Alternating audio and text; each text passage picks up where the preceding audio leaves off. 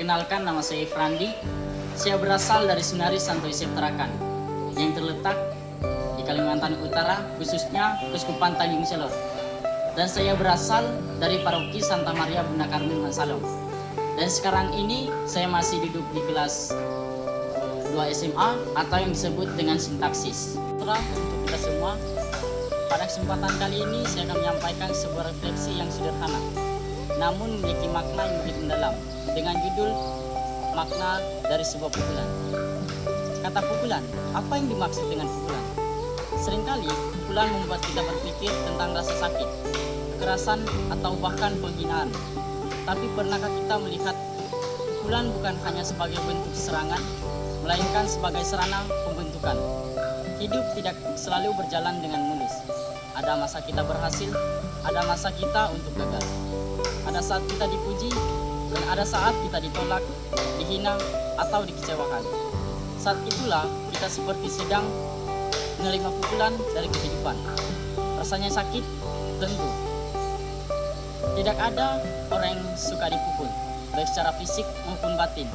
Namun justru dari situ, karakter sejati seorang akan ditimpa dengan lebih baik.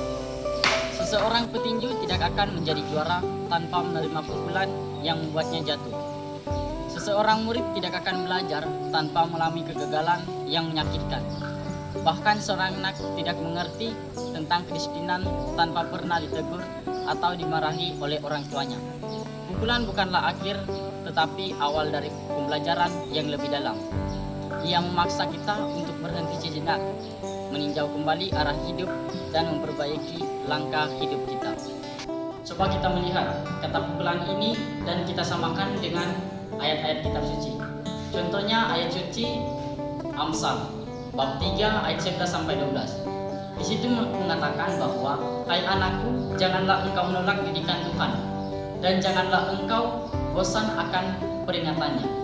Karena Tuhan memberi ajaran kepada yang dikasihinya, seperti seorang ayah kepada anak yang disayangi."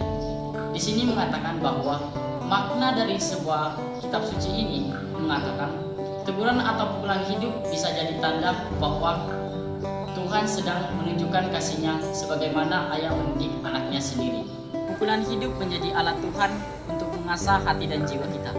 Kita bisa memilih apakah pukulan hidup akan menjatuhkan kita atau justru menguatkan kita. Orang yang bijak akan mengubah pukulan menjadi pelajaran. Itu tidak lari dari rasa sakit, tetapi menjadikannya batu loncatan untuk bangkit lebih tinggi. Seperti emas yang dimurnikan dengan api, demikian pula jiwa kita dimurnikan melalui proses yang tidak selalu nyaman. Nah, saudara-saudari yang saya kasihi, sekarang kita tahu apa itu makna dari sebuah pukulan. Dan sekarang marilah kita berhenti melihat penderitaan hanya sebagai hukuman.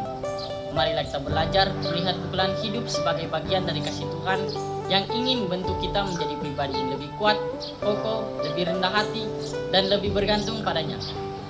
Karena pada akhirnya bukan beberapa kali kita jatuh yang dihitung, melainkan beberapa sering kita membangkit dan melangkah lagi dengan hati yang baru.